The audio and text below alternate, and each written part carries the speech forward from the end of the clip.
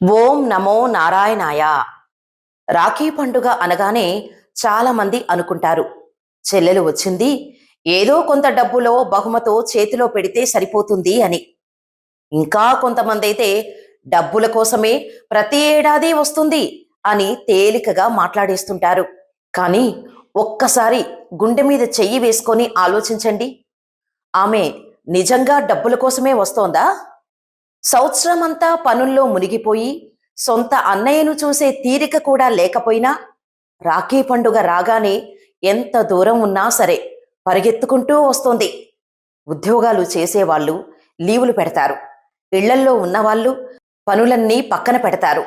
ఎంత ఖర్చైనా సరే ఛార్జీలు పెట్టుకొని చేతిలో తీయటి స్వీట్లు పట్టుకొని నీ దగ్గరకు వస్తుంది.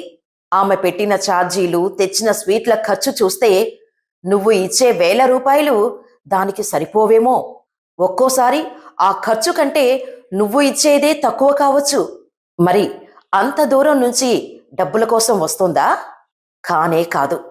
ఆమె వచ్చేది కేవలం నీ ప్రేమ కోసం. ఒక రాఖీ దారం నీ చేతికి కడితే నీకు రక్షణ. ఆ రాఖీ నీ చేతికి ఉంటే ఆమెకు కొండంత అభయం. సంవత్సరం పొడవునా పలకరించుకోకపోయినా ఈ ఒక్కరోజు కలిస్తే చాలు, చిన్ననాటి జ్ఞాపకాలు మళ్ళీ ప్రాణం పోసుకుంటాయి. వయసు పెరిగినా బంధాలు తెగిపోకుండా ఆ పేగు బంధం మరింత బలపడాలని ఆరాటపడుతూ వస్తుంది. డబ్బులు ఎవరైనా ఇస్తారు, కానీ నేనున్నాను అనే నమ్మకాన్ని సొంత అన్నయ్య తప్ప ఎవరివ్వగలరు? ఇకనైనా రాఖీ పండుగను ఒక ఆచారంలా కాకుండా, డబ్బులతో కొలిచే లెక్కలా కాకుండా చూడండి.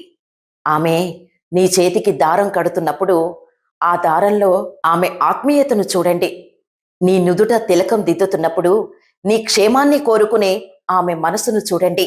మీ చెల్లెలికి లేదా అక్కకి ఇవ్వాల్సిన అసలైన కానుక డబ్బులు కాదు, ఆమె బంధానికి నువ్విచ్చే విలువ. ఆ రాఖీ విలువను గౌరవించండి, ప్రేమతో కట్టించుకోండి. అందరికీ రక్షాబంధన్ శుభాకాంక్షలు.